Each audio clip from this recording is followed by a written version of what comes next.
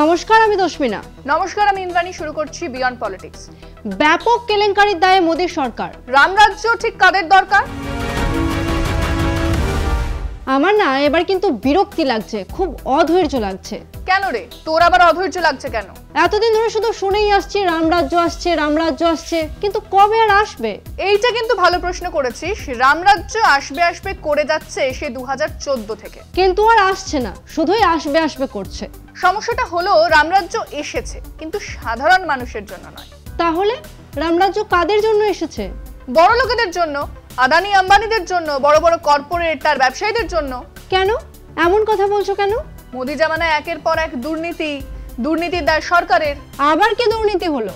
আদানির একটি মাইনিং কোম্পানির জন্য রাজস্থান সরকারের 1400 কোটি টাকার ক্ষতি হয়েছে, আর মুনাফা করেছে আদানি। সে কি গো, 1400 কোটি টাকার দুর্নীতি? দুর্নীতি নয়, ব্ল্যাকমেল। বিদ্যুৎ ঘাটতির ভয় দেখিয়ে রাজস্থান সরকারের কাছ থেকে কোটি কোটি টাকা নিয়েছে আদানি।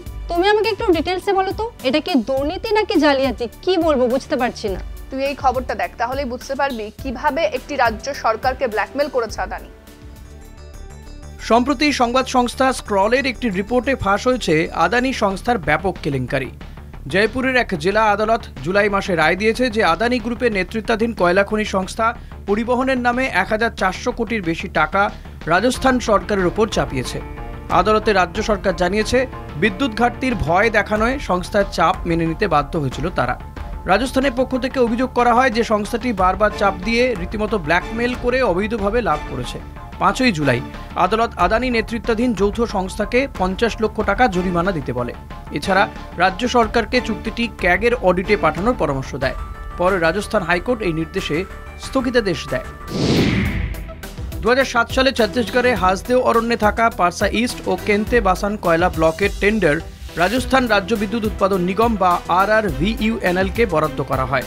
এরপর আদানি এন্টারপ্রাইজের সঙ্গে মিলে পারসা কেন্তে কোলিয়ারিস লিমিটেড, সংক্ষেপে PKCL নামের যৌথ সংস্থা তৈরি হয়। আদানি পায় 74% শেয়ার, রাজ্য পায় 26%। এই চুক্তিতে খনন ও পরিবহনের খরচ দিত রাজ্য সরকার। বহু বিশেষজ্ঞ এই মডেল নিয়ে প্রশ্নও তুলেছিলেন। 2013 সালে প্রথম খনন শুরু হয়, কিন্তু তখন রেল সাইডিং তৈরি হয়নি, যা তৈরি করা PKCL এর দায়িত্ব ছিল। তাই সাময়িকভাবে রাস্তা দিয়ে কয়লা পরিবহন করা হতো। আদালত বলেছে, চুক্তি অনুযায়ী এটি কোম্পানির দায়িত্ব ছিল, তাই সড়ক পথে পরিবহনের খরচ রাজ্যের দেওয়ার কথা নয়। এই খরচই সব মিলিয়ে 1400 কোটির বেশি। অন্যদিকে PKCL দাবি করে যে রাজ্য দেরিতে টাকা ফেরত দেওয়ায় তাদের 65 কোটি টাকার সুদ দিতে হয়েছে। রাজ্য 2018 সালে এই দাবির বিরোধিতা করে। এরপর PKCL 2020 সালে আদালতে যায়, কিন্তু PKCL আদালতে মূল চুক্তিপত্র, হিসাব, বোর্ড মিটিংয়ের নথির মতো গুরুত্বপূর্ণ কোনো নথি জমা দেয়নি। বিচারক এই কারণে আদানি নিয়ন্ত্রিত সংস্থার অভিযোগকে আধা সত্য বলে কটাক্ষ করেন। আদালতের মতে কোম্পানি নিজের দায়িত্ব না পালন করেও বিপুল লাভ করেছে। কেসটি এখন হাইকোর্টে বিচারাধীন। তবে কেলেঙ্কারি সামনে আসায় অস্বস্তিতে পড়েছে রাজস্থানের বিজেপি সরকারও। চাপ বাড়ছে আদানির ওপর। প্রশ্ন উঠছে, কার দেওয়া ক্ষমতা বলে একটা সরকারের উপর চাপ তৈরি করে কোটি কোটি টাকার মুনাফা করে আদানি সংস্থা? এ তো প্রথম অভিযোগ উঠলো না মোদি আদানি যোগ নিয়ে। না, উঠলো না। আর এই অভিযোগ কি প্রথম নাকি? এরকম বহু অভিযোগ আছে। আরো অভিযোগ আছে? হ্যাঁ আছে। একর একর জমি আদানিকে 1 টাকায় বিক্রি করেছে মোদি সরকার। 1 টাকায় মাত্র? হ্যাঁ, 1 টাকায়। শুধু তাই তো নয়, আমেরিকায় আদানির বিরুদ্ধে যে কেস চলছে তা নিয়ে একটাও সামান পাঠায়নি কেন্দ্র। সরকার মানুষের কথা ভাবে না? ভাবে না। সরকারি সংস্থা BSNL এর 1757 কোটি টাকা ক্ষতি হয়েছে আম্বানির জিওর জন্য। 1757 কোটি টাকা? এত টাকা কিভাবে লস হলো? 10 বছর ধরে রিলায়েন্স জিওকে নাকি বিল পাঠাতেই ভুলে গেছিল BSNL। কিন্তু বিলটা কিসের? রিলায়েন্স জিও যে প্রযুক্তি বা টাকার ব্যবহার করে তার অধিকাংশই BSNL এর। সেই প্রযুক্তি ব্যবহার করার ভাড়া দিতে হয় রিলায়েন্সকে। সেই ভাড়ার বিলই নাকি পাঠাতে ভুলে গেছিল সরকারি কোম্পানি। বাহ, এও হয়? এটাও কি সম্ভব? শুধু তাই নয়, রাশিয়ার থেকে সস্তায় তেল কিনেও আমাদের দেশে তেলের দাম কমে না। কেন জানিস? না, কেন বলো তো? কারণ সেই লাভটা গোটাটাই যায় রিলায়েন্স আর নায়ারার মতো বড় বড় কোম্পানির হাতে। তুমি না আমাকে সবটা গুছিয়ে বলো, আমি সব ঘেটে যাচ্ছি। তুই এই খবরটা দেখ, মোদি জামানা দুর্নীতির হিসাব কিতাব বুঝে যাবি।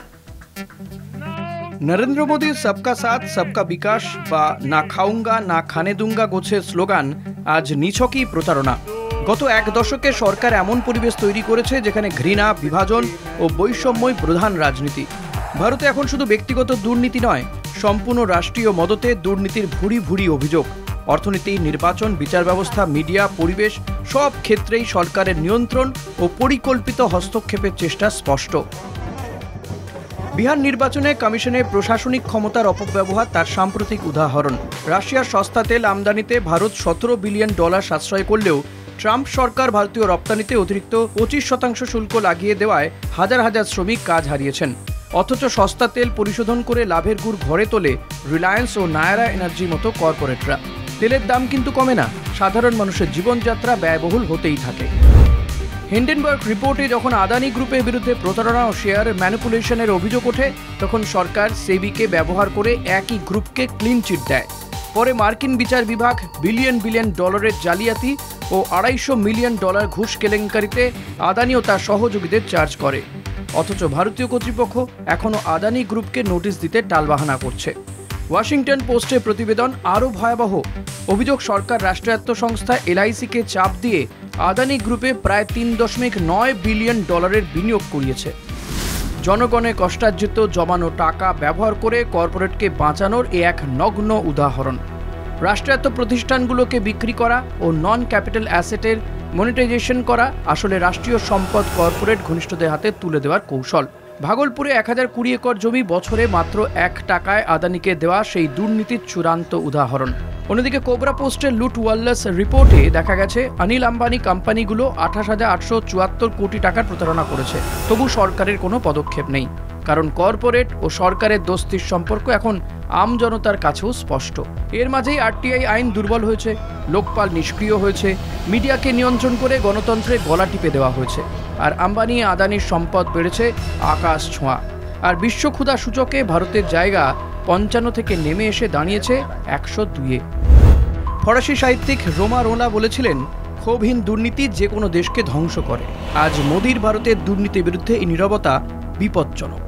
রাষ্ট্রীয় দুর্নীতি আজ ভারতের ভবিষ্যৎকে হুমকির মুখে ফেলেছে। রাম রাজ্যের স্বপ্ন তো অনেক দূরের কথা।